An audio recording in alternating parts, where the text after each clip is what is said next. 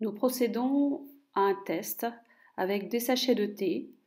Sur le verre de gauche, nous allons verser l'eau de Michel qui a été filtrée et dynamisée dans une carafe avec les nombres d'or. Et sur le verre de droite, de l'eau qui a été filtrée, ionisée. Et nous allons voir que, en dynamisant ces deux sachets de thé, avec de l'eau froide, parce que l'eau est froide, nous allons avoir très rapidement sur le verre avec de l'eau ionisée, l'eau va se teinter et le thé est déjà en train d'infuser dans de l'eau froide.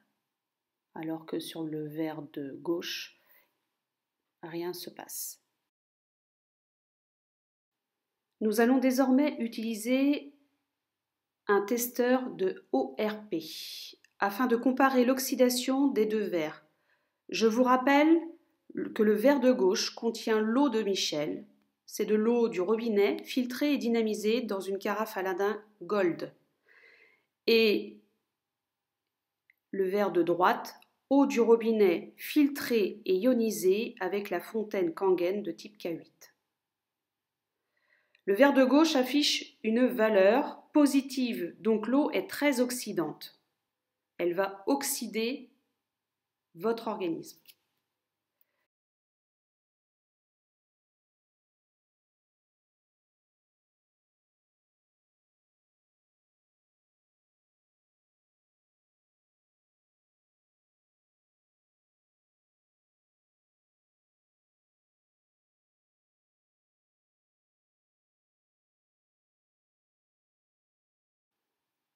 Dans le verre de droite, nous allons mettre de l'eau du robinet qui a été filtrée et ionisée par la fontaine Kangen. Nous mettons l'appareil, la sonde dans le verre et nous constatons que très rapidement, le chiffre descend du positif vers le négatif. Ce qui explique que l'eau est très antioxydante et donc elle sera bonne pour toutes les cellules de votre organisme.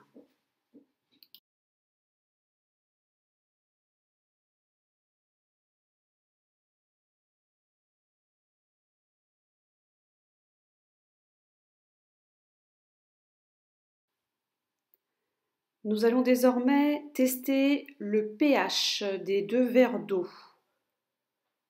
Tout d'abord, dans le verre de gauche, nous allons mettre 2 gouttes de colorant et nous allons constater que l'eau devient légèrement bleutée, ce qui indique que l'eau a un pH compris entre 7 et 8. L'eau est donc légèrement alcaline. Dans le verre de droite, nous mettons également 2 gouttes et l'eau devient très violette, ce qui indique que l'eau est très alcaline.